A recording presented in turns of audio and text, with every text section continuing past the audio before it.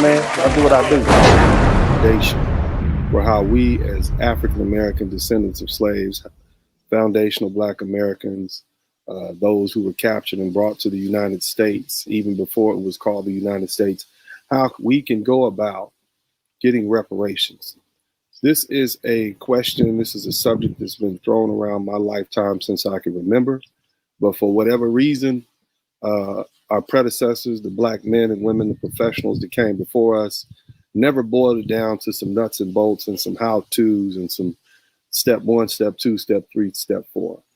By my assessment, we have well established the case against European royals, European countries, but what we have not done is establish the culpability of the African nations and the crowns that preceded them, i.e. the African governments and the crowns, the royalty, the warlords, those people who preceded them, who allowed for slavery to happen, who had agreements with the different European royals as to how many slaves could be caught, where they could set their forts up.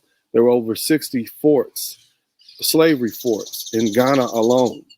And so along with Ghana, Senegal, Togo, Benin, the Gambia, Nigeria, all of these different locations at that time ruled by different kings and crowns and queens gave permission to these European slave traders to set their forts up and then wait for different individuals, different tribal leaders, subjects of the crown, the African crowns, to kidnap people and then bring them. False wars were started, under the auspices that we can take slaves who are prisoners of war, 6-7-year-old children kidnapped as though they were a prisoner of war. Really, wars were just started for no reason so they could do it. Now, here's the thing you got to understand. I'm laying this as a foundation for how we as Black Americans can be made whole again from the theft of our ancestors and our eventual being stolen and kidnapped and brought to the United States. Now, that doesn't just include what happened to Black Americans. This also includes our Caribbean brothers and sisters, Afro-Latinos of different South American and Central American states. All of us, of the millions and millions of Black people, Africans, who were stolen from the west coast of Africa and then brought and dropped off in the New World. This foundation is for all of us. This that I'm saying here, what I'm talking about, is for all of us to use to build cases. And I'm not talking about political. I'm not talking about political remedies. I'm talking about lawsuits where you actually file suits against the different governmental entities. Like you can sue the United States in federal court. You can sue these different governments. You can sue the country of Ghana.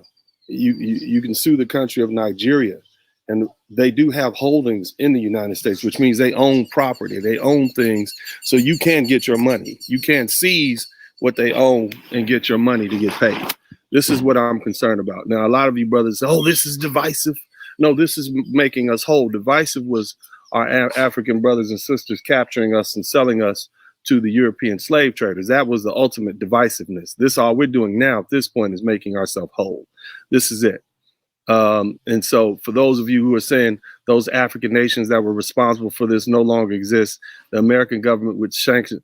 No, sir. No, sir. We're not going to let them get off that easy, period.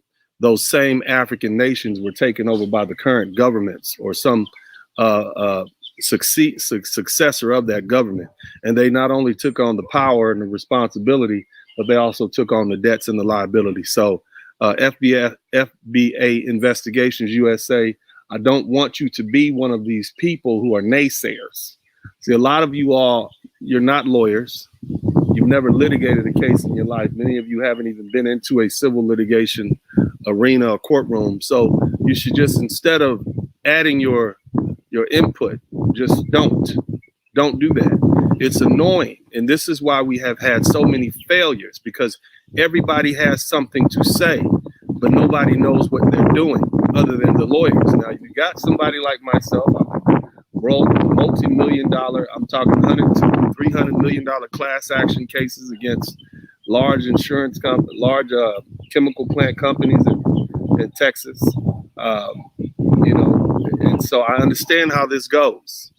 And so I want you to not think that you already know, because you don't. Because if you did, then you would already have had the answers and we would have got this situation resolved by now. You and the people who came before you who were saying the same thing you're saying right now. So the question that I have to ask you all is this. Why is it? Why do we as African Americans, West Indians, Afro-Caribbean, Afro-Latinos, and South Africans, South American Africans and Central Africa, in Central America always allow African brothers and sisters to escape the role they played in the slave trade? Is it that we don't know, or is it that we fear offending them? And that goes into us wanting to be liked as opposed to respected. They can still be our brothers once they pay us. They can still be our sisters once they make us whole. It's not on them. It's not after they pay us. It doesn't matter if they like us or not.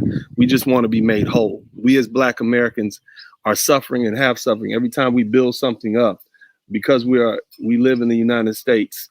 You know, they blow up our little towns. We have no foundation. We have no Navy. We have no Army. We have no police force to defend us. And so, you know, no matter what we do, because we're in the United States and it has this racial history, everything we build is built on sand and it has no foundation.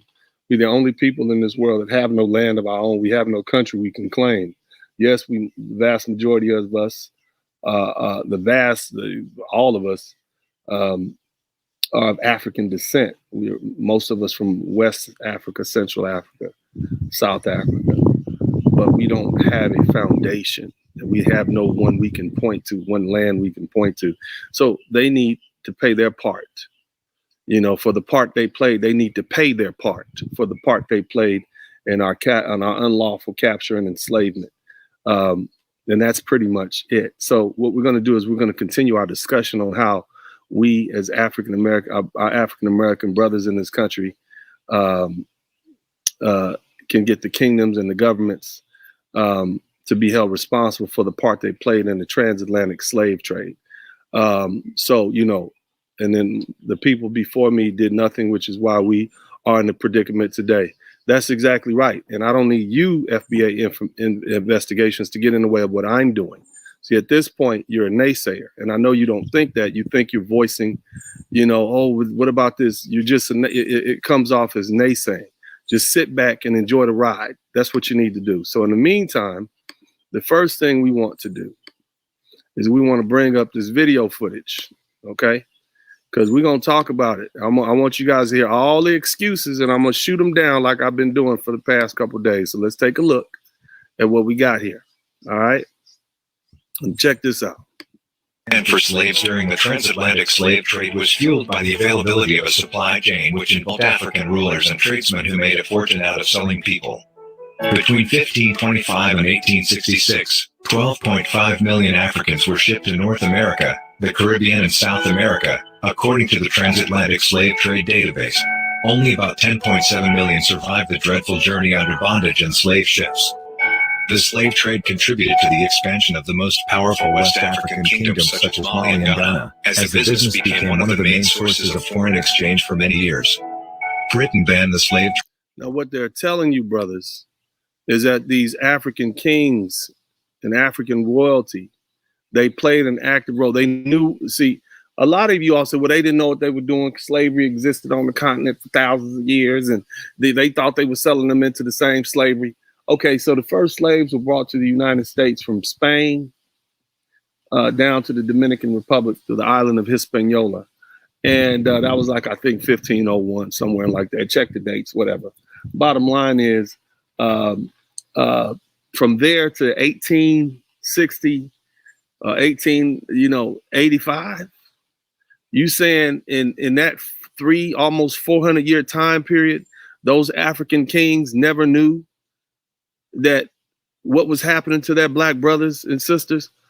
No, that's not what it was. They let greed take them over. Those queens and kings and all those people and all those folks who participated in it, they knew. And that's my whole point. See, my whole point is you Black brothers and sisters, especially you're too goddamn forgiving. You're too nice.